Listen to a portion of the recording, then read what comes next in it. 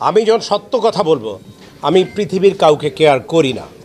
শাকিব খান বর্তমান সময়ের ফিল্মের এক নাম্বার নায়ক শাকিব খান। আবারও শাকিব খান সম্পর্কে মুখ খুললেন মার্শাল অ্যাকশন কিং হিরো এক সময়ের জনপ্রিয় সুপারস্টার রুবেল। নায়ক রুবেল শাকিব খানকে উদ্দেশ্য করে বললেন, শাকিব খান এখন যে পজিশনে আছে ভালো একটা পজিশনে আছে। শাকিব চাইলেই 2-4 জনকে জনপ্রিয় নায়ক তৈরি করে দিয়ে যেতে পারে। শাকিবের পাশাপাশি অন্য নায়কদেরকে নিয়ে যদি সিনেমা নির্মাণ করে তাহলে আমি মনে করি সেই নায়কগুলো জনপ্রিয়তা পাবে।